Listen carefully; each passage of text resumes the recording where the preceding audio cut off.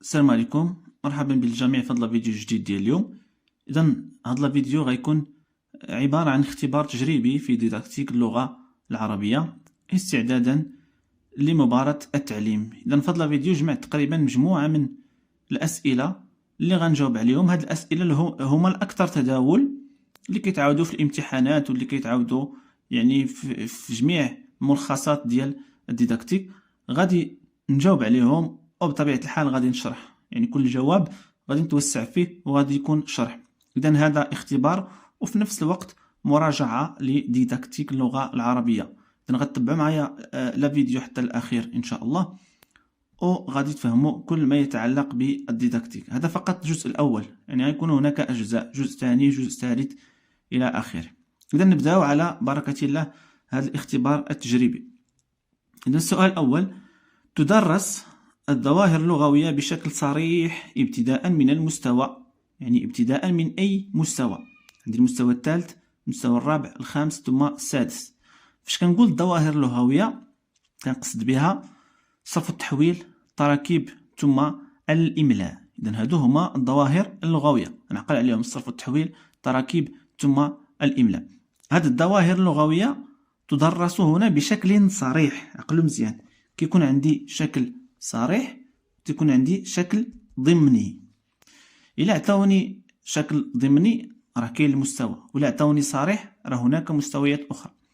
إذا بالنسبة للصريح اش كنقصدو به؟ كنقصدو به أن يعني كنشرح الظاهرة اللغوية، كنشرحها، يعني كندير البناء ديالها، الملاحظة والتوقع، كندير التحليل، ثم كندير الاستنتاج، وكنعطي أنشطة التطبيق ثم أنشطة الاستثمار. يعني القاعدة ديال الظاهرة اللغوية كنستنتجها أنا مع التلامذ.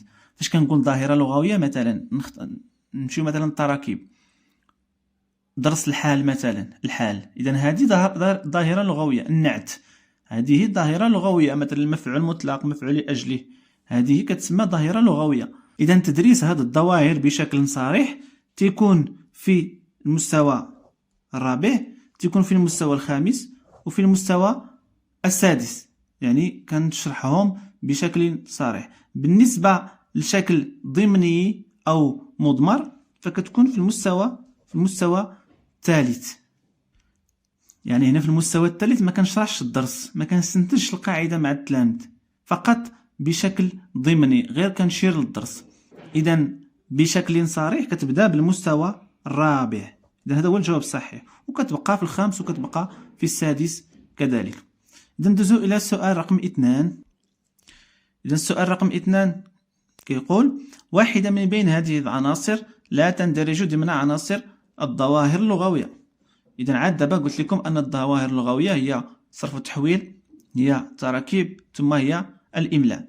إذا الشكل لا يندرج ضمن عناصر الظواهر اللغوية، والتطبيقات الكتابية كذلك لا تندرج ضمن عناصر الظواهر اللغوية. هذه العناصر اللي هي الشكل والتطبيقات الكتابية تندرج ضمن عنصر الكتابة إلى جانب التعبير الكتابي بطبيعة الحال. ندوزو إلى السؤال الثالث، نحاول نسرع شوية باش ما يكون الفيديو طويل. إذن يتم تدبير ظاهرة لغوية واحدة في تدبير ظاهرة لغوية واحدة، يعني درس واحد يتم تدبيره في أسبوعين. الحصة الأولى 30 دقيقة في الأسبوع الأول، والحصة الثانية 30 دقيقة في الأسبوع الثاني. إذا مثلا إلا عندي درس ديال الصرف والتحويل، الفعل الصحيح والفعل المعتل، هذه ظاهرة لغوية. الحصة الأولى كتكون في الأسبوع الأول 30 دقيقة، كندير فيها الملاحظة والتوقع، وكندير فيها التحليل، وكندير فيها الاستنتاج، وكنعطيهم واحد النشاط صغير. في الحصة الأخرى الأسبوع الآخر كتكون عندي الحصة الثانية 30 دقيقة اللي كندير فيها تذكير بالمكتسبات السابقة، وكندير فيها أنشطة الاستثمار. دونك تدبير ظاهرة لغوية واحدة كيكون في أسبوعين. السؤال الرابع: أحدد من بين أو لا أحد هذه الأهداف لا يتعلق بمكون الصرف والتحويل. أن يتعرف المتعلم النعت، أن يميز الفعل الصحيح والفعل المعتل، أن يتعرف صياغة اسم الفاعل. إذا أحد هذه الأهداف لا يوجد بالصرف والتحويل.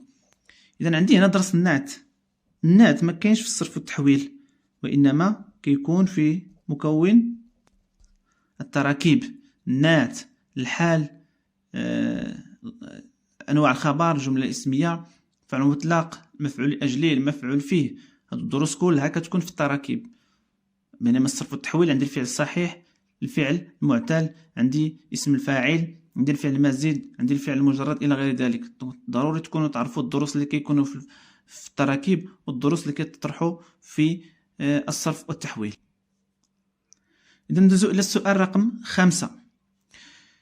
يدرس مكون التواصل الشفهي في المستويات. إذا فاش كنذكر التواصل الشفهي راه بطبيعة الحال أنا كنقصد النص السماعي فقط المسموع.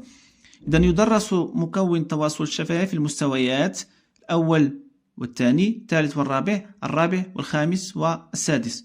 الأول والثاني ما عندهمش تواصل شفهي، عندهم الاستماع والتحدث. الثالث والرابع، الثالث ما عندهمش والرابع عندهم. الرابع والخامس والسادس. إذا هذا هو الجواب الصحيح. التواصل الشفهي يدرس في المستوى الرابع والخامس والسادس بمعدل 30 دقيقة لكل حصة في الأسبوع، و يعني درس واحد في أسبوعين. الحصة الأولى ديال فهم المسموع، والحصة الثانية ديال الإنتاج الشفهي. ندوز السؤال رقم 6. المدة الزمنية المخصصة لحصة النص السماعي هي 30 دقيقة. 30 دقيقة في الأسبوع الأول كتكون لفهم المسموع، يعني قبل ما نسمع لهم النص السماعي كتكون بطبيعة الحال واحد الصورة مرفوقة للنص، نقول لهم ماذا تلاحظون في الصورة، كيحاولوا يتوقعوا على شيء يهضر هذا النص. من بعد كيسمعوا يعني الاستماع الأول وكيجاوبوا على بعض الأسئلة ديال الفهم. بالنسبة للحصة الأخرى اللي كتكون الأسبوع الآخر طيب فيها 30 دقيقة وكتكون ديال ما يسمى بالإنتاج الشفهي. دونك 30 دقيقة هذا كامل درس في أسبوعين. إذا المدة الزمنية المخصصة لحصة واحدة من السماعي هي 30 دقيقة. إذا ندوزو إلى السؤال رقم 7. إذا السؤال رقم 7: يدرس مكون الاستماع والتحدث في المستويات: الأول والثاني، الأول والثاني والثالث. إذا بالنسبة لمكون الاستماع والتحدث يدرس في المستوى الأول والثاني والثالث. فاش كنذكر الاستماع والتحدث يعني كنقصد الحكاية، وكنقصد كذلك الوضعية التواصلية. هذا هو الاستماع والتحدث اللي كيكون بطبيعة الحال في المستوى الأول والثاني والثالث. إذا ندوز إلى السؤال رقم 8 اللي عنده علاقة بالسؤال 7. عدد حصص مكون الاستماع والتحدث في الأسبوع هي 3 حصص، 4 حصص، 5 حصص. إذا هنا في السؤال كان خصنا نحدد المستوى، حيث عدد الحصص يختلف من بين المستوى الأول والثاني والثالث. بالنسبة للمستوى الثالث عندهم 3 حصص. المستوى الثالث عندهم 3 حصص أسبوعية ديال مكون الاستماع والتحدث: 3 حصص في الحكاية، 3 حصص في الحكاية وجوج في الوضعية التواصلية. إذن عندهم 5 ديال الحصص. إذن هنا أنا كنت قصدت غير الاستماع والتحدث يعني الحكاية. إذن إلا جمعنا الحكاية مع الوضعية التواصلية غيعطونا 5 ديال الحصص.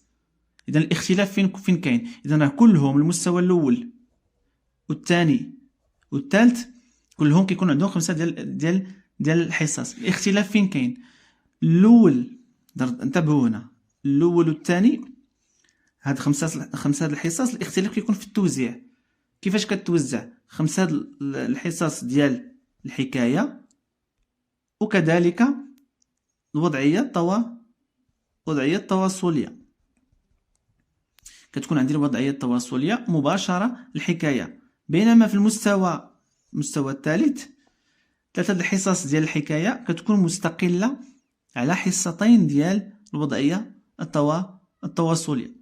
إذا نتمنى تكونوا فهمتوا هذا السؤال. عدد حصص مكون الاستماع والتحدث في الأسبوع كتكون عندي 5 في المستويات بأكملها، غير هي تختلف بطبيعة الحال من حسب تفريق بين الوضعية التواصلية وبين الحكاية. المستوى الثالث كيكون عندي 3 الحصص ديال الحكاية وحصتين ديال الوضعية التواصلية اللي كيكونوا الحكاية والوضعية كيكونوا مستقلين عن بعضهما البعض. إذا ندوزو إلى السؤال رقم 9.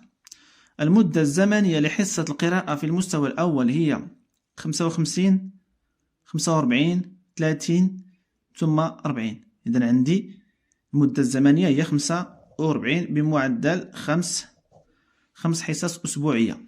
هادشي في المستوى الأول. ندوزو إلى السؤال رقم 10. تبتدئ جميع حصص القراءة في المستوى الأول بالقراءة الصامتة، القراءة المشتركة، الكلمات البصرية. إذا جميع حصص القراءة في المستوى الأول تبتدئ بالكلمات البصرية. كلمات بصرية يعني كلمات كيقراوهم، كتكون في الثاني وكتكون حتى في الثالث. يعني كل وحدة كيكون عندها كلمات محددة كتكتبهم حدا السبورة وكيبقاو كيقراوهم. المستوى الأول هما عاد بادين، فهمت؟ يعني ميمكنش يقراو، يعني الأستاذ هو اللي كيدير لهم بطاقات مثلا، يكتب لهم مثلا الأسماء ديالهم، يكتب لهم أسماء الإشارة وهو يردد وهما كيعاودوا من وراه. إذا حصص القراءة دائما كتبدا بالكلمات البصرية. ندوزو إلى السؤال 11. واحد من بين هذه النصوص لا يدرس بالمستوى الثاني.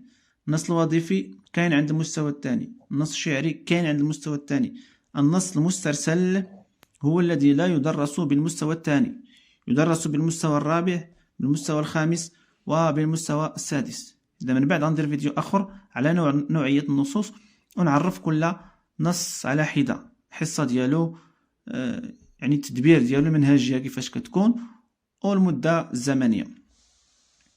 نمشيو إلى السؤال الأخير 12. عدد حصص النص الوظيفي في المستوى الخامس والسادس أسبوعيا: حصة واحدة، حصتان، 3 حصص، 4، 5. في المستوى الخامس والسادس النص الوظيفي يتم تدبيره في 3 حصص أسبوعيا أو أسبوعية. 3 ديال الحصص اللي كيكون عندنا في الأسبوع. النهار الأول حصة 30 دقيقة ديال التوقع، النهار الثاني حصة 30 دقيقة، النهار الثالث حصة 30 دقيقة، يعني 3 أيام 30 30 30. إذا هادشي اللي كاين عندنا في النص الوظيفي، وبالتالي نكونوا سالينا هذا الاختبار التجريبي ديال ديداكتيك. إذا غندير اختبار ثاني ثالث رابع نحاول ندير في الفرنسية، وكذلك أتمم شرح الدروس استعدادا لمباراة التعليم. أتمنى تكونوا فهمتوا وعجبكم لا فيديو، وموعدنا فيديو مقبل إن شاء الله. والسلام عليكم.